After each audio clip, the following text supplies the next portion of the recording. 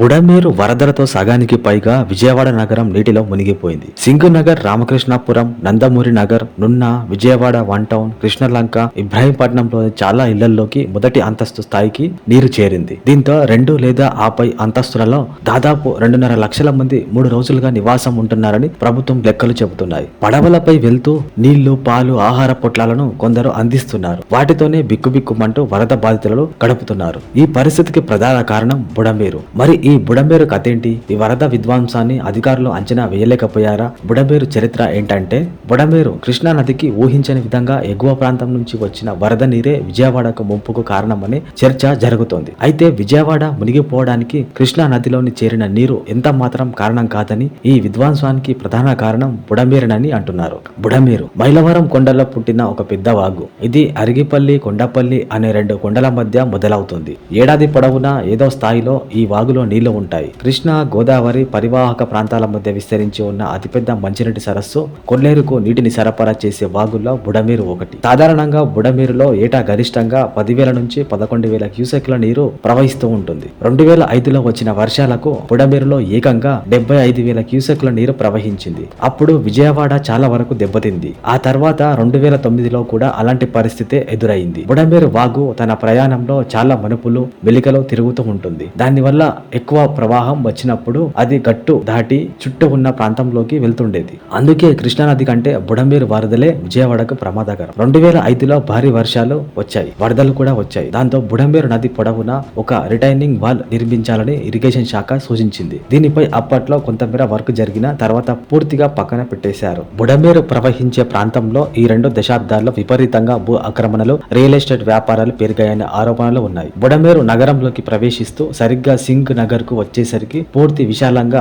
దీని ప్రవాహం ఉంటుంది. అయితే ఇక్కడే విపరీతమైన ఆక్రమణలు జరిగాయని, దీంతో బుడమేరు ప్రవాహానికి అడ్డుకట్ట పడ్డట్టు అయిందని, ఇప్పుడు భారీ వర్షాలు కురియడంతో పైనుంచి వచ్చిన వరద నీరు ఆ ఆక్రమణలను ముంచేసిందని చెప్తున్నారు. ఆగస్టు 30, 31 తేదీలో విజయవాడ, గుంటూరు పరిసరాలలో రికార్డు స్థాయిలో వర్షపాతం నమోదైంది. గత 20-25 ఏళ్లలో ఎప్పుడు ఇంత వర్షపాతం చూడలేదని, కేవలం 36 గంటల్లోనే 26 సెంటీమీటర్ల పైగా వర్షపాతం నమోదైందని, ఈ స్థాయి వర్షాన్ని విజయవాడ నగరం తట్టుకోలేకపోయిందన్నారు. ఆదివారం తెల్లారేసరికి ఈ వరదంతా లోటత్తు ప్రాంతాలకు చేరింది. ముఖ్యంగా బుడమేరు పరివాహక ప్రాంతంలోని కాలనీలోకి నీరు వచ్చింది. ఇది 1 అడుగు పెరుగుతూ మెల్లగా 5-6 అడుగులకు పెరిగి ఇళ్లలోకి చేరింది. ప్రజలు గమనించే లోపే అంతా జరిగిపోయింది. దీంతో ముప్పుకు గురైన ప్రాంతంలోని ప్రజలెవ్వరూ బయటకు రాలేకపోయారు. సింగ్ నగర్, జకంపూడి కాలనీ, రాజరాజేశ్వరిపేట, అరుణోదయ కాలనీ, నున్న ఇలాంటి ప్రాంతాలన్నీ ముప్పుకు గురయ్యాయి. ముప్పుకు గురైన ఈ ప్రాంతాలన్నీ బుడమేరు వాగు పరివాహక ప్రాంతంలో ఉన్నవే. వీటితో పాటు చిట్టినగర్, పాల ఫ్యాక్టరీ, రాయనపాడు, పైడూరుపాడు, కవులూరు, వైఎస్ఆర్ కాలనీ ముంపు బారిన పడ్డాయి. VTPS Vijayawada thermal power station లోకి నీరు చేరింది. మరోవైపు కృష్ణానదికి కూడా వరద ప్రవాహం రావడంతో వరద నీరు వెళ్లలేక ఎక్కడికక్కడ నిలబడిపోయింది. ఊహించని వరద ప్రవాహం. సాధారణంగా బుడమేరులో వరద ప్రవాహం చాలా తక్కువగా ఉంటుంది. ఇందులో 11,000 క్యూసెక్ల నీరు ప్రవహించగలదు. ఆధునీకరణ పనుల్లో భాగంగా బుడమేరు సామర్థ్యాన్ని 17,000 క్యూసెక్ల వరకు పెంచేలా ప్లాన్ రూపొందించారు. కానీ ఇప్పుడు ఒక్కసారిగా 45,000 క్యూసెక్ల వరద నీరు వచ్చినట్టు లెక్కలు చెబుతున్నాయి. ఎన్టీఆర్ జిల్లా వెలగలేరు వద్ద బుడమేరు డ్రైనేజ్ కు డైవర్షన్ కాలువ ఉండగా అక్కడి రెగ్యులేటర్ కు 11 గేట్లు ఉన్నాయి.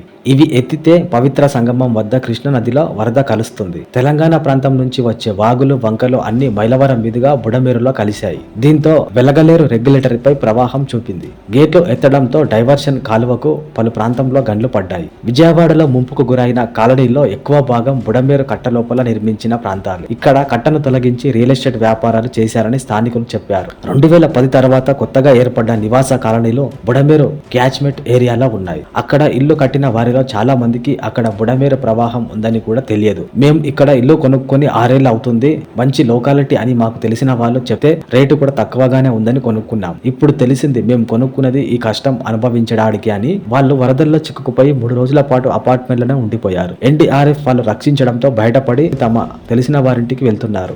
మరి ఇలాంటి ప్రాంతంలో కట్టడాలకు అధికారులు అనుమతులు ఎలా ఇచ్చారన్నది ఇప్పుడు పెద్ద ప్రశ్న. దీనిపై ముఖ్యమంత్రి ఆరా తీసి తగిన చర్యలు తీసుకోవాలని డిమాండ్ చేస్తున్నారు. బెజవాడను ముంచెత్తిన వరదకు అసలు కారణం భారీ వర్షాలు ఒక కారణం మాత్రమే. అసలు కారణం బుడమేరు ప్రవాహాన్ని క్రమబద్ధీకరణ చేయని ప్రభుత్వం నిర్లక్ష్యం. ఎన్ని వాగులు, వంకలు పొంగినా నీటిని తీసుకునే సామర్థ్యం ఉన్న కొల్లేరు సహజ స్వరూపాన్ని మార్చేయడం మరో కారణం అని రైతు సంఘాల నాయకులు చెప్తా ఉన్నారు. కొల్లేరును కబ్జా చేసి చేపలు, రిజలు చెరువులు చేశారు. అందులోకి వరద నీరు వేగంగా వెళ్లే పరిస్థితి లేదు. బుడమేరు చుట్టూ ఆక్రమణలు, కొల్లేరు ముఖద్వారంలో చేపల చెరువులు వెరిసి విజయవాడను ముంచెత్తాయి. బుడమేరు ఆక్రమణలే విజయవాడకు శాపంగా మారాయని నీటిపారుదల శాఖ ఆఫీసర్ చెప్తున్నారు. 20 ఏళ్లలో విజయవాడ నగరం ఊహించని విధంగా విస్తరించడం, బుడమేరు ప్రవాహ మార్గాన్ని కబ్జా చేయడమే ప్రస్తుత పరిస్థితికి కారణం. విజయవాడ నగరం పక్కన ప్రవహించే కృష్ణానది కంటే నగరం మధ్యలో ప్రవహించే బుడమేరుతో దశాబ్దాలుగా ముప్పు పొంచి ఉంది.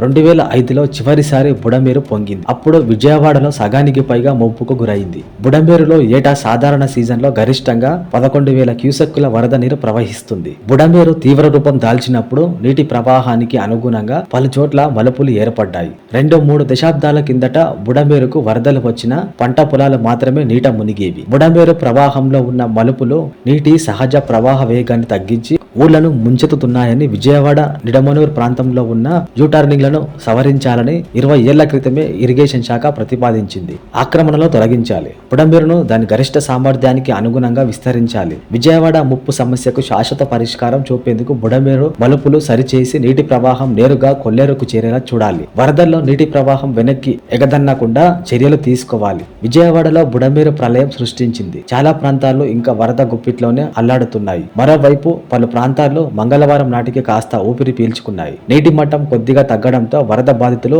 పెద్ద సంఖ్యలో బయటికి వచ్చారు. వారంతా ఇతర ప్రాంతంలోని బంధువుల ఇళ్లకు వెళ్తున్నారు. ఇంకా రామకృష్ణాపురం, అరుణోదయ కాలనీ వంటి కొన్ని కాలనీల్లో వరద నీరు నిలిచే ఉంది. దీంతో కాలనీల్లో రాకపోకలు సాగించాలంటే పడవ వాడాల్సి ఉంటుంది. కొన్ని చోట్లకు పడవలు కూడా వెళ్లకపోవడంతో స్వచ్ఛందంగా యువకులే తమ వారిని రక్షించుకునేందుకు ట్యూబులను కొనుగోలు చేసి వాటి ద్వారా నీట మునిగిన కాలనీలోకి వెళ్తూ తమ వారిని బయటకు తీసుకుని వస్తున్నారు. కొన్ని చోట్లకు పడవల్లో వెళ్లేందుకు సైతం సాహసం చేయలేకపోతున్నారు. దీంతో ఆ ప్రాంతంలోని ప్రజలకు ఆహారం, పానీయాలు అందడం లేదు. దీంతో స్థానికులే తాళ్లు కట్టుకొని ఒకరికి ఒకరు ఆహారం, మందులు అందించుకుంటున్నారు. మరో 2 రోజుల్లో సాధారణ పరిస్థితులు నెలకొంటాయని అధికారులు చెప్తా ఉన్నారు.